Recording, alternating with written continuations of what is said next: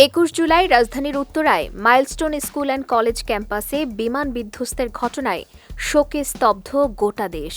মর্মান্তিক এই ঘটনা অনেকেই মেনে নিতে পারছেন না। এমনকি শিশুদের এমন মৃত্যুতে ট্রমাটাইজড হয়ে পড়েছেন অনেকেই। তাদের একজন চিত্রনায়িকা পরীমনি।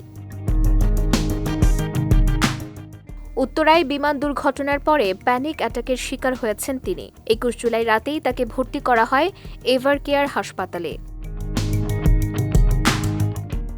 22 জুলাই দুপুরে হাসপাতাল থেকে দেয়া এক ফেসবুক স্ট্যাটাসে বিষয়টি নিশ্চিত করেছেন পরীমনি, যেখানে তিনি জানান আগে থেকেই আগুনের প্রতি এক ধরনের ভয় রয়েছে তার, আর তাই উত্তরার ঘটনা তাকে এতটাই প্রভাবিত করেছে যে শেষ পর্যন্ত হাসপাতালে ভর্তি হতে হয়েছে। পরি তার স্ট্যাটাসে লিখেছেন, আগুনের একটা ট্রমা আমার আছে ছোটবেলা থেকে। সেটা যে এখনো এত ভয়ঙ্করভাবে আছে সেটা এভাবে বুঝতে পারি নাই আগে। তিনি আরও লিখেন, গতকালের দুর্ঘটনায় ছোট ছোট বাচ্চাগুলোর পোড়া শরীরের ছবি ভিডিও দেখে আমার খুব খারাপভাবে প্যানিক অ্যাটাক হয়। রাতে হসপিটালে অ্যাডমিশন নিতে হয়। বুকের ভেতর ধড়ফড় করে শুধু।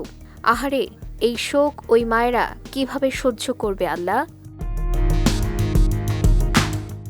পরীমনির বয়স যখন মাত্র 3 বছর, তখন তিনি তার মাকে হারান।